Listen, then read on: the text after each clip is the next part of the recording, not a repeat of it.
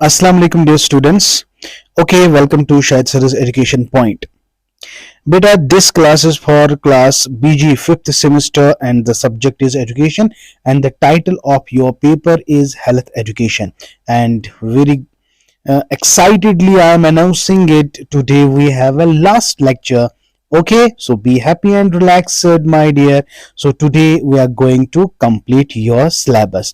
लेकिन बेटा आप लोग सपोर्ट नहीं कर रहे हो, क्या बात है? हाँ, जो ही आपका पेपर नजदीक होगा तो आप इसको देखेंगे, तो देखने के बाद अगर आपको पसंद आता है तो like it, share it and comment. Okay, चलो बेटा स्टार्ट करते हैं आज का last lecture. What is today's last lecture?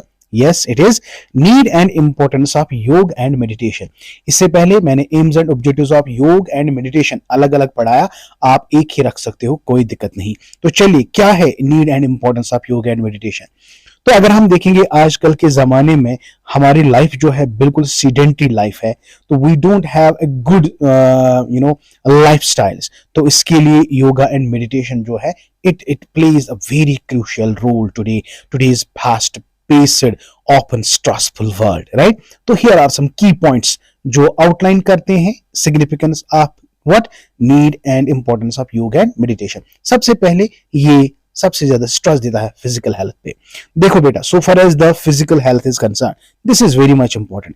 किसी ने क्या खूब कहा है, if wealth is lost, nothing lost, but if health lost, everything lost. So we must take care of our health, right?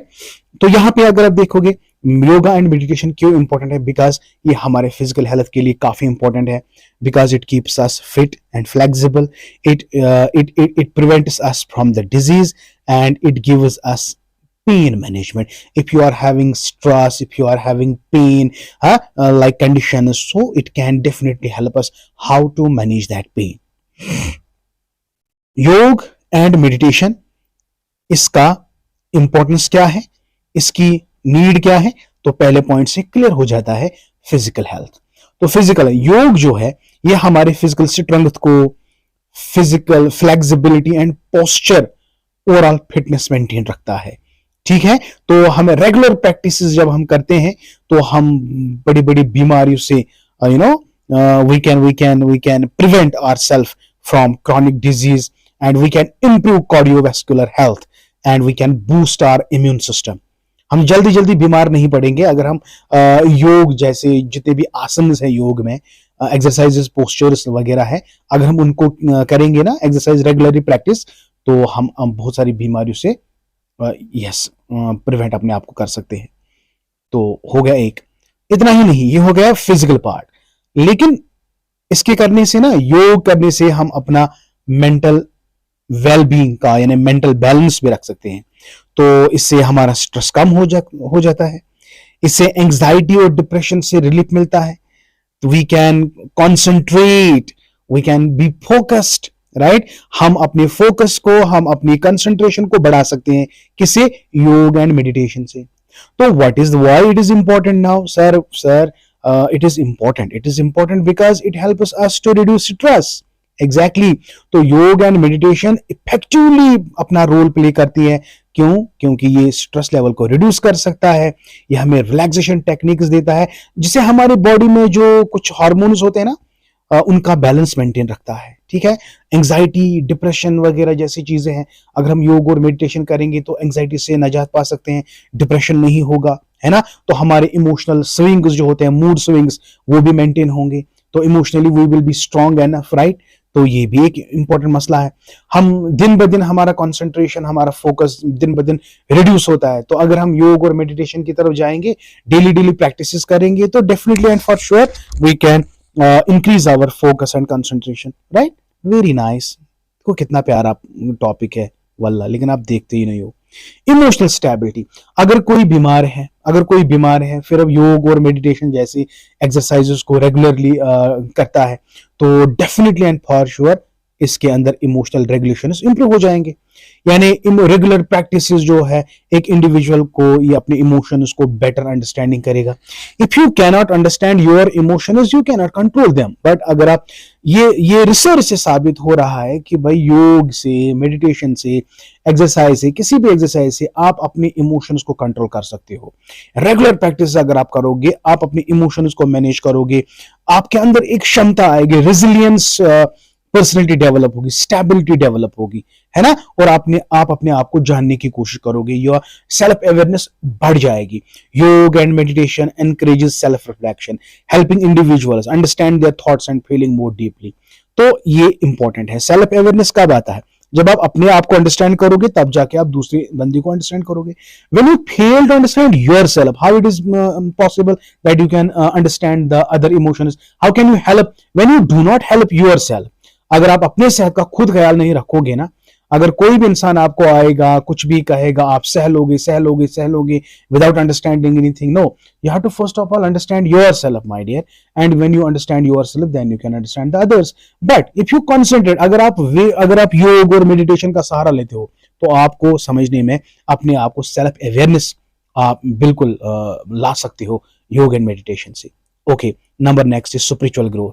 तो कहा जाता है सूत्रास में, अब पतंजलि सूत्रास में लिखा है अच्छे से कि योग और मेडिटेशन से आपके अंदर कनेक्शन टू सेल्फ हो जाता है, यानी आपके अंदर स्पिरिचुअल ग्रोथ पैदा होती है।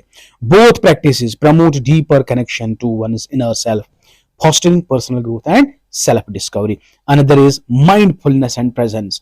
They cultivate mindfulness, allow individuals to live in the moment and appreciate life more fully, right? You will start love not yourself but as well as to your life, your environment in which you are living. आप दोनों चीजों को love करोगे जब आप ज्यादा से ज्यादा। व्हाट इज नमाज? नमाज इज एक्चुअली, अगर इसके अंदर योग में जितने भी आसन है ना, नमाज के अंदर वो सारे आसन आते हैं। तो when one bows his head in front of Allah, तो जाहिर सी बात है आपका माइंड फुल होता है, आपका एक कनेक्शन होता है। You got my point? So you appreciate that moment as well when you bow your head to the Lord Almighty Allah. Okay, so this is also one of the important thing that you need to remember. So योग practice से, आसन से, तो नमाज के अंदर जितने भी आसन है, बॉडी पोजिशन मीन्स आसन, राइट? तो उनके करने से आपके अंदर स्पिरिचुअल ग्रोथ तो आ ही जाती है ना। आपका प्रेजेंस ऑफ माइंड, आपके माइंडफुलनेस, आपका कनेक्शन टू द सेल्फ, ये तो ऑटोमेटिकली हो ही जाता है। Yes, another is social benefit. Social benefit की बात अगर हम करेंगे, you build connection with your community. हाँ, when you are very social, social कौन होगा? जब आप अपने होगे ना, तो दूसरों को भी बन जाओगे, दूसरे का भी बन जाओगे, है ना बेटा। तो group class can foster a sense of community and support enhance social connections. Another, compassion and empathy. Practicing yoga and meditation can lead to increased compassion and understanding towards self. तो जाहिर सी बात है, योग help us in understanding yourself as well as understanding the others. And the last point, now there are so many points in it. Holistic approach of well-being. Holistic approach का मतलब क्या है? Holistic approach में आएगा योग integrates physical, mental, spiritual aspects, promoting holistic approach to this health. It prevention and maintenance. Both practice emphasizes prevention, encouraging individuals to take proactive steps towards maintaining their health and well-being. आपको समझ आ गया? Holistic approach to well-being, इसका मतलब है every aspect will come under this, whether it is physical, mental, spiritual, etc. Okay? Coping mechanism.